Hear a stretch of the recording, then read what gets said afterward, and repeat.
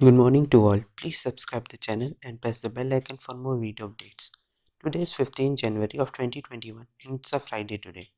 चलिए आज डिस्कस करेंगे हम कुछ टॉपिक्स को और क्विज को जो डेली करंट अफेयर का हमारा वीडियो रहता है जिसमें हम डिस्कस करते हैं कुछ टॉपिक्स और क्विज को।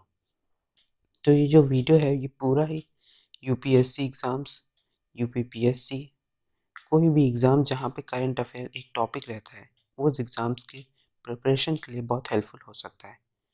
तो ये एग्ज़ाम की वीडियो आप क्या कहते हैं, कोई भी एग्ज़ाम हो उसकी वीडियो करंट अफेयर की आप यहाँ से तैयार कर सकते हैं। इस पीडीएफ को पाने के लिए आप हमारे टेलीग्राम चैनल को सब्सक्राइब कर लीजिए।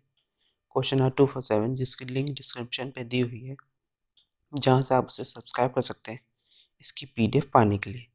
तो उसकी पीडीएफ आपको यहाँ पे मिल जाएगी, तो आप हमारे टेलीग्राम चैनल को सब्सक्राइब कर लीजिए अगर आपको इसकी पीडीएफ चाहिए तो। चलिए आज का कुछ करंट अफेयर टॉपिक्स पहला देखते हैं हम लोग कि आज का क्या पहला टॉपिक है करंट अफेयर का। तो पहला टॉपिक आता है एलसीए तेजस। इसमें बात की गई है कि यूनियन कैबिनेट ने अप्रूव किया है कि प्रोक्योरमेंट 73 एलसीए तेजस जो MK1A फाइटर एयरक्राफ्ट है और 10 एलसीए तेजस MK1 ट्रेनर क्राफ्ट जो जिसकी कॉस्ट है 45,696 करोड़, उसके डिज़ाइन और डेवलपमेंट ऑफ इंफ्रास्ट्रक्चर सैंक्शन के साथ जो 1,202 करोड़ का है। तो ये जो तेजस है इसके पूरे इसका जो फाइटर एयरक्राफ्ट है और जो ट्रेनर एयरक्राफ्ट है दोनों के अप्रूवल जो इसका प्रोक्योरमेंट है उसके लिए यूनियन कैबिनेट ने अप्रूवल दे दिया है। जो इसमें बात की गई डिटेल में हम लोग देखते हैं। ये जो लाइट कॉम्बैट एयरक्राफ्ट है MK1A वो एक वेरिएंट है इंडिजिनस डिज़ाइन डेवलप्ड और मैन्युफैक्चर जो state of the modern 4+ generation है ये फाइटर एयरक्राफ्ट का वो है। ये जो एयरक्राफ्ट है वो इक्विप्ड है क्रिटिकल ऑपरेशन कैपेबिलिटीज़ जैसे elective active electronic scan array AESA radar जो होता है, बियॉन्ड विजुअल रेंज BVR और EW इलेक्ट्रॉनिक वॉरफेयर, और साथ ही साथ जो sweet and air to air refuelling होती है AAR टेक्नोलॉजी उसके साथ पूरी तरह से ये इक्विप्ड है। तो क्या कहते हैं काफ़ी हमारी इंडियन एयरफोर्स को एक तरह से और पावर देगा और स्ट्रॉन्ग करेगा हमारी इंडियन एयरफोर्स को, जैसे ये एयरक्राफ्ट हमारे क्या कहते हैं इंडियन एयरफोर्स के साथ जुड़ते हैं। तो ये पहला by Indian indigenously design developed और मैन्युफैक्चर्ड कैटेगरी में आएगा और ऐसा माना जा रहा है कि इसका इंडिजिनस कंटेंट 50% होगा और ये प्रोग्रेसिवली रीच करेगा 60% by the end of the programme. तो कैबिनेट ने ये भी अप्रूव किया है उसके इंफ्रास्ट्रक्चर डेवलपमेंट को IAF के द्वारा किस द्वारा, और कहा गया है कि ये इनेबल करेगा कि हैंडल किया जाए उसकी servicing at that base depot, और उसका जो टर्न अराउंड टाइम है उसको भी रिड्यूस किया जाए मिशन क्रिटिकल सिस्टम के लिए। तो इस न्यूज़ का सोर्स था PIB। तो हम लोग जितने भी इसमें टॉपिक्स डिस्कस करते हैं वो यानी PIB, the Hindu, DD news किसी न किसी सोर्स से लिए होते हैं, क्योंकि जितना भी करंट अफेयर मटेरियल बनता है, कोई भी क्वेश्चन आता है एग्जाम में, वो इन्हीं मटेरियल से लिए गए क्वेश्चन से बनता है। तो आप इनको मटेरियल्स को पढ़ें, उससे अच्छा आप हमारे वीडियो को देख लीजिए। आप जो PDF चाहिए आपको वहाँ पे क्या कहते हैं टेलीग्राम चैनल मिल जाएगी जिसकी लिंक आपको डिस्क्रिप्शन पे मिली है, तो जहाँ से आप इसको एक्सेस कर सकते हैं और आप अपनी प्रिपरेशन को जल्दी और ज़्यादा अच्छी तरह से कर सकते हैं। चलिए अगला टॉपिक देखते हैं। अगला टॉपिक आता है मकर संक्रांति। जैसे कल हम जानते हैं कि सभी लोगों ने हम लोग ने मकर संक्रांति का फेस्टिवल मनाया, तो इसमें बात की गई कि वाइस प्रेसिडेंट ने भी सबको ग्रीट किया लोहड़ी, मकर संक्रांति, पोंगल, भोगली बिहू, उत्तरायण और पौष पर्व। तो ये जो फेस्टिवल है ये हर जगह अलग अलग नाम से मनाया जाता है। इसमें जैसे इस फोटो में आप देख रहे होंगे अलग अलग नाम से दिए गए हैं हर स्टेट में। जैसे जम्मू कश्मीर में शिशु संकरत पन, जो क्या कहते हैं हरियाणा HP लोहरी मांगी, और क्या कहते हैं उत्तरायण गुजरात में, मकर संक्रांत बिहार में, खिचड़ी उत्तर प्रदेश में, माघ बिहू असमी में, पौष संक्रांति, मकर संक्रांति, पेड़ा पांड्या आंध्र प्रदेश में, पोंगल तमिलनाडु में, मकरविलाक्कू केरला में, मकारा संक्रामा कर्नाटका में और मकर संक्रांति महाराष्ट्र और MP में। तो ये अलग अलग नाम से हर जगह मनाया जाता है, कोई ना कोई थोड़ा चेंजमेंट के साथ फेस्टिवल रहता है, लेकिन उसका मतलब ही एक होता है, मकर संक्रांति। तो मकर संक्रांति का फेस्टिवल जो है वो एक हिंदू कैलेंडर में आता है इन रेफरेंस टू डेटी सूर्य, कि सूर्य डेटी को सूर्य भगवान के उस पर मनाया जाता है। इसका डेट ऑफ ऑब्जर्वेशन ये है कि यह अकॉर्डिंग टू सोलर साइकिल्स ऐसा माना जाता है, it is held normally on the 14th of January, या उसके आगे पीछे पड़ता है कभी कभी।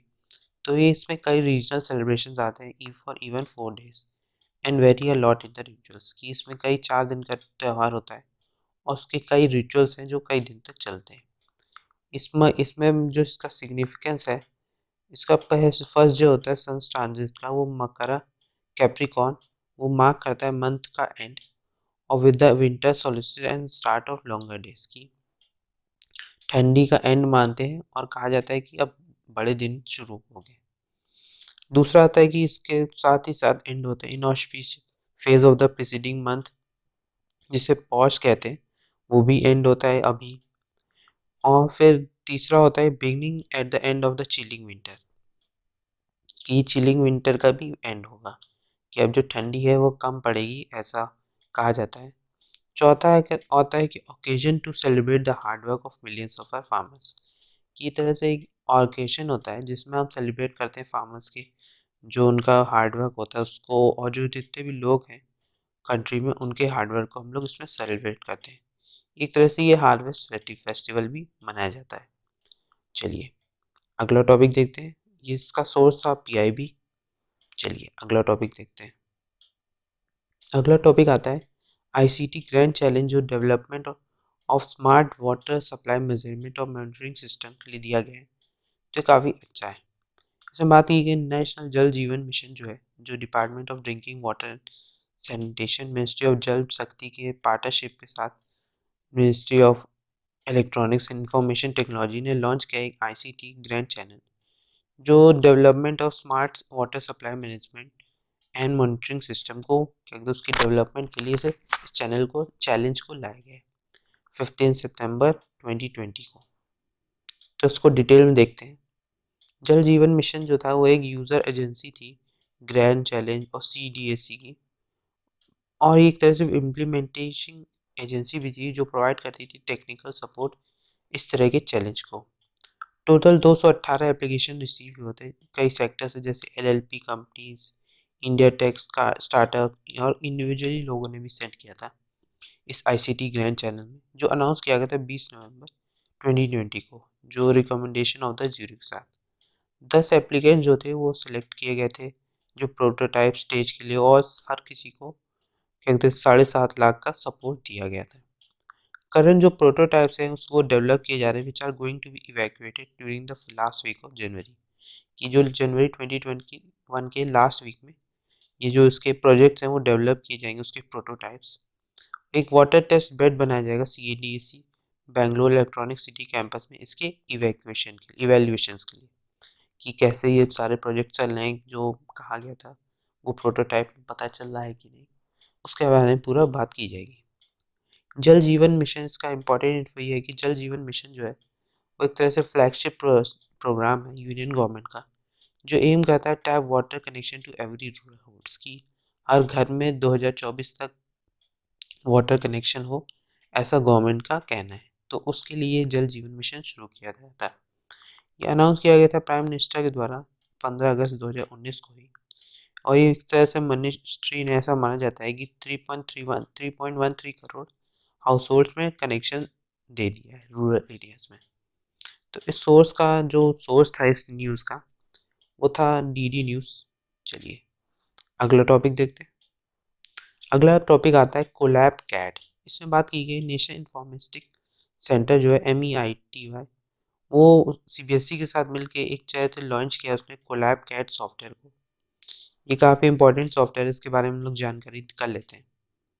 ये सीबीएसई ने under the leadership of Shri Manoj Ahuja, जो एक आईएएस है, उन्होंने इंट्रोड्यूस किया है कोलैब कैट सॉफ्टवेयर, जो इंजीनियरिंग ग्राफिक्स सब्जेक्ट को 0 6 जो सीनियर स्कूल लेवल पे होता है क्लास 11th और क्लास 12th के स्टूडेंट्स के लिए, वो लाया गया है।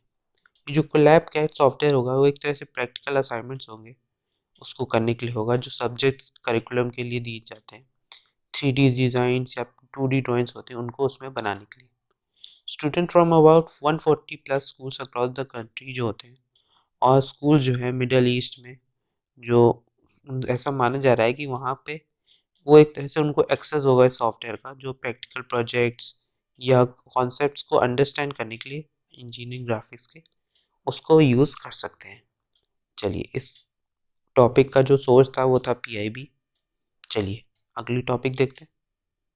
अगला टॉपिक आता है India UAE MOU memorandum of understanding scientific और टेक्निकल कोऑपरेशन में बना हुआ है इंडिया और यूएई का। जिसमें बात की गई यूनियन कैबिनेट ने अप्रूव किया मेमोरेंडम ऑफ अंडरस्टैंडिंग साइंटिफिक और टेक्निकल कोऑपरेशन में, जो नेशनल सेंटर ऑफ मेट्रोलॉजी है और United Arab emirates ministry of earth sciences, तीनों के बीच में जो एक तरह से मेमोरेंडम ऑफ अंडरस्टैंडिंग है उसके बारे में बात की गई। तो हम लोग डिटेल में देखते हैं। जो मेमोरेंडम ऑफ अंडरस्टैंडिंग वो प्रोवाइड करता है, कहते हैं चार चीज़ें। पहली है कि एक्सचेंज ऑफ एक्सपीरियंस विजिट्स, कि साइंटिस्ट का, रिसर्च स्कॉलर, स्पेशलिस्ट का वो विजिट्स वहाँ करें, रिसर्च ट्रेनिंग कंसल्टेशन, और जो क्लाइमेटिक इंफॉर्मेशन सर्विसेज है उनके फोकस करें उन पर मेनली, तो इसलिए मेनली वर्क करता है। दूसरा आता है कोऑपरेशन करता है, सपोर्ट करता है सुनामी अर्ली वार्निंग सेंटर्स को in the form of forecast modelling software से, और कहते हैं डिज़ाइन करता है कि सपोर्ट करता है उनके सुनामी फोरकास्टिंग ऑपरेशंस को। तीसरा आता है कोऑपरेट करता है in the field of seismology, और कोऑपरेशन प्रोवाइड करता है। चौथा आता है कि अर्ली वार्निंग्स जो सैंड या डस्ट स्टॉर्म्स के होते हैं, एक्सचेंज ऑफ नॉलेज से वो उनके जो अर्ली वार्निंग्स होते हैं उनके बारे में भी जानकारी करता है। तो इस सोर्स का था, इस करंट अफेयर का सोर्स था हिंदुस्तान टाइम्स। चलिए अगला टॉपिक देखते हैं। अगला टॉपिक आता है मिलेट्स। जैसे हमने देखा कि एग्रीकल्चर और process food products export development authority APEDA association Andhra Pradesh draft, कहते हैं मिटिगेशन प्रोजेक्ट्स के साथ कोलैबोरेट करके एसोसिएशन के साथ उसने एक एक्सटर्नली एडेड प्रोजेक्ट फंड किया गया है इफैट के द्वारा, जो ऑर्गेनाइज करेगा virtual buyer seller meet with millet exporters के साथ। तो हम लोग डिटेल में देख लेते हैं क्या है ये। जो मिलेट है एक कॉमन टर्म होता है कैटेगराइज करने के लिए स्मॉल सीडेड ग्रासेस जो होती हैं, जो ऑफरेटिंग जो न्यूट्री सीरियल्स या जो sorghum, pearl millet, ragi, small millet, foxtail millet, proso millet, barnyard millet, kodo millet, और जो अदर मिलेट्स रहती हैं। Millets are the cereal crops होती हैं स्मॉल सीडेड जो हाई न्यूट्रिटिव वैल्यू के लिए जानी जाती हैं। तो इसमें इम्पॉर्टेंट क्या है, इसमें इम्पॉर्टेंट है Indian Institute of Millets Research, ICAR IIMR। ये एक एग्रीकल्चर रिसर्च इंस्टीट्यूट है जो इंगेज है कई बेसिक और स्ट्रेटेजिक रिसर्च जो सोरगम और अदर मिलेट्स में की जाती है। ये लोकेटेड है राजेंद्र नगर, हैदराबाद, तेलंगाना में। जो IIMR है वो ऑपरेट करता था under the aegis of Indian Council of Agriculture Research. जो Indian Council of Agriculture Research है उनके अंदर ये वर्क करता है। इसे फाउंड किया गया था 1958 में under the project on intensified research on cotton oil seed and millets. ये जो प्रोजेक्ट था, project of intensified research on, क्या कहते हैं, cotton oil seed and millets पे, उसके अंडर इसे बनाया गया था 1958 में। इस करंट अफेयर का जो सोर्स था वो पीआईबी था। चलिए आगे देखते हैं। आज का पहला क्वेश्चन देखते हैं हम लोग। इसमें बात की गई है कि विच ऑफ द फॉलोइंग, पहला क्वेश्चन आता है कि पीएम किसान योजना जो है उसमें जो चार स्टेटमेंट दी गई कौन कौन सी एक्सक्लूडेड है। Which of the following categories are excluded from the benefits of, कि जो बेनिफिट्स मिलता है पीएम किसान योजना से वो इन लोगों को नहीं मिलता। तो आपको आंसर कोड बताना है किनको किनको नहीं मिलता, एक्सक्लूड किया गया है, जिन्हें इंक्लूड नहीं किया गया है। तो आप अपने आंसर्स कमेंट सेक्शन में मार्क कर दें। पहला है income tax payers farmers, those who receive the monthly pension above 10,000। तीसरा है इंस्टीट्यूशनल लैंड होल्डर्स। चौथा है those who held the constitutional position.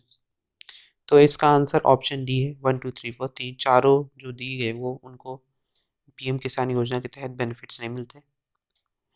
जो इसमें बात की गई कि पीएम किसान योजना जो है वो एक तरह से वर्थ 1364 करोड़ की है, जो रॉन्गली मेड आउट की थी 20 लाख एन एलिजिबल बेनिफिशरीज थे उनको मिल गई थी, जैसे जो इनकम टैक्स पेयर्स फार्मर्स थे। और जो अकॉर्डिंग टू इंफॉर्मेशन प्रोवाइड किए जाते हैं जो एग्रीकल्चर मिनिस्ट्री के द्वारा RTI की रिक्वेस्ट से, उसमें ऐसा पाया गया कि जो 20 लाख इन एलिजिबल बेनिफिशरीज थे उनको ये प्रोवाइड हो गई थी। तो इसमें यही बात की गई है कि जो लोग एलिजिबल थे उनको ना मिलके जो इनएलिजिबल फार्मर्स थे उनको प्रोवाइड हो गई थी। चलिए अगला क्वेश्चन देखते हैं। अगला क्वेश्चन आता है, दूसरा क्वेश्चन आता है कि यूएन पीस मेकिंग जो फोर्सेस हैं वो कुछ स्टेटमेंट दी गई, उनके बारे में आपको बताने की कौन सी स्टेटमेंट सही है। पहली स्टेटमेंट आती है, अकॉर्डिंग टू यूएन चार्टर जितने भी मेंबर स्टेट हैं वो लीगली ऑब्लिगेट किए गए कि वो रिस्पेक्टिव शेयर पीस मेकिंग में दें। दूसरा आता है, पीस मेकिंग फोर्सेस है वो कंट्रीब्यूट करती है यूएन मेंबर स्टेट्स में ऑन द मैंडेटरी बेसिस पे। तो इसमें बताता है कि कौन सा स्टेटमेंट इसमें सही है। तो पहली स्टेटमेंट से सही, वन ओनली पहली स्टेटमेंट ही से सही है, दूसरी स्टेटमेंट गलत दी गई है। चलिए अगला क्वेश्चन देखते हैं। तो अगला इसमें ये जो यूनाइटेड नेशन पीस मेकिंग वो एक जॉइंट एफर्ट है डिपार्टमेंट ऑफ पीस ऑपरेशंस और डिपार्टमेंट ऑफ ऑपरेशनल सपोर्ट का। ये ईच पीस मेकिंग मिशन जो हैं वो ऑथराइज किए जाते हैं सिक्योरिटी काउंसिल के द्वारा। जो फाइनेंशियल रिसोर्सेज हैं यूएन पीस मेकिंग ऑपरेशंस का वो कलेक्टिव रिस्पॉन्सिबिलिटी होती है यूएन मेंबर स्टेट्स की। तो वो लोग रेस्पेक्टिव शेयर जो पीस मेकिंग में होता है वो लोग उसमें देते हैं। चलिए अगला क्वेश्चन देखते हैं। अगला क्वेश्चन आता है, जो कंट्रीज बॉर्डर कर रहे हो सीरिया को उनका कंट्रीज का बताइए। पहला है, इसमें 5 दी गई है, आपको बताना है कौन कौन सी कंट्रीज बॉर्डर आउट करती हैं सीरिया को। तो पहली आती सऊदी अरेबिया, दूसरी इराक, जॉर्डन, लेबनान, टर्की। आप अपने अपने आंसर्स कमेंट सेक्शन में जरूर मार्क करें। तो इसका आंसर आता है ऑप्शन सी 2 3 4 5। इराक, जॉर्डन और लेबनान और टर्की इसके बॉर्डरिंग कंट्रीज हैं। जैसे आप देख रहे होंगे, क्या कहते हैं, सीरिया है, सीरिया को ये लोग आप देख रहे होंगे सीरिया को। तो सीरिया की जो बॉर्डर कंट्रीज हैं वो आप देख लीजिए कौन कौन सी हैं। जैसे आप देख रहे होंगे, ये सीरिया है, इराक है, जॉर्डन है, क्या कहते हैं, और पूरी कंट्रीज कवर करके दिखाई गई इसमें। चलिए अगला क्वेश्चन देखते हैं।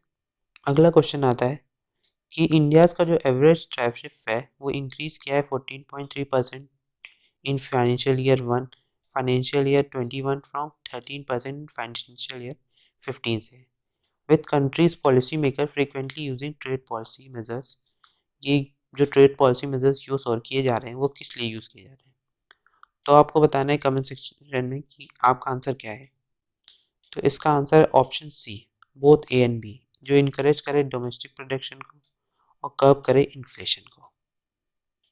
चलिए अगला क्वेश्चन देखते हैं। अगला क्वेश्चन आता है, अ शेयर रीपर्चेज और बायबैक जो होता है वो जो डिसीजन होता है कंपनी का वो purchase its own stock from the market, जो मूव है ये में लीड टू क्या लीड आउट कर सकता है। पहली आती कि रिड्यूस करे इंडस नंबर ऑफ अंडरस्टैंड जो आउटस्टैंडिंग शेयर्स होते हैं कंपनी के उनको। दूसरा आता है ये tends to increase the price of remaining shares. तीसरा आता है it is often undertaken when the company जो कंपनी का शेयर्स होते हैं वो अंडर वैल्यूड हो। तो इसका आंसर आता है ऑप्शन डी 1 2 3, जो तीनों स्टेटमेंट दी गई वो सही है। आज के लिए इतना ही, थैंक यू वेरी मच। अगर आपने चैनल को सब्सक्राइब नहीं किया तो चैनल को सब्सक्राइब कर दें और प्लीज़ वीडियो को पूरा देखें और लाइक बटन जरूर दबाएं। Thank you very much. और आप एक टेलीग्राम ग्रुप या व्हाट्सएप ग्रुप में इस वीडियो को शेयर कर सकते हैं जिसकी और इसकी ऑडियंस और ज़्यादा बढ़े और लोगों तक पहुँचेगी वीडियो, जिससे उन लोगों के लिए भी अपनी प्रिपरेशन ईजी करने में मदद मिल जाए। Thank you very much.